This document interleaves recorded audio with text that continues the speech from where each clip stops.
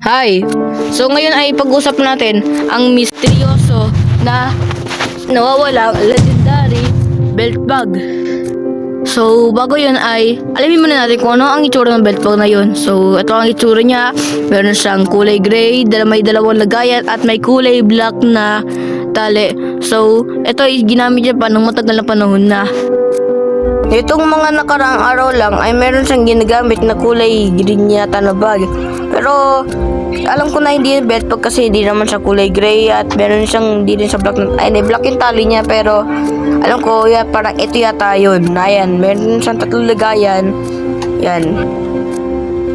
Ito pa naman ang aking isa pang gagamitin para malaman talaga kung kailan pa talaga yun babalik. So, magtatapos pa ang school year na ito 6-7 days from now.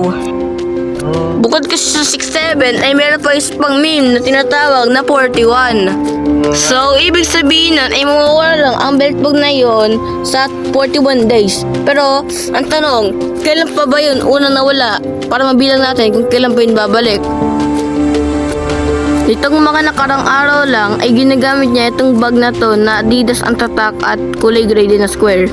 At alam ko na 100% ay ito yun. Ang video na ito ay nung nakaraan lang Pasko. So ibig sabihin mula Pasko ay nawala na iyon. At alam ko rin na itong bag na yun ang kanyang ginamit kasi pares ng design. Nakalimutan ko rin pala sabihin na noong December 22, 2025 ay ginagamit niya itong bag na ito. Wala namang video pero ginamit niya talaga yun nung araw na yun. So, ibig sabihin, wala pa yung bag niya na yun nung Christmas Pattern Church which is December 21, 2025. So, ibig sabihin, pag nagbilang tayo mula December 21, 2025 ng 41 days, magkukuha na natin ang exact date.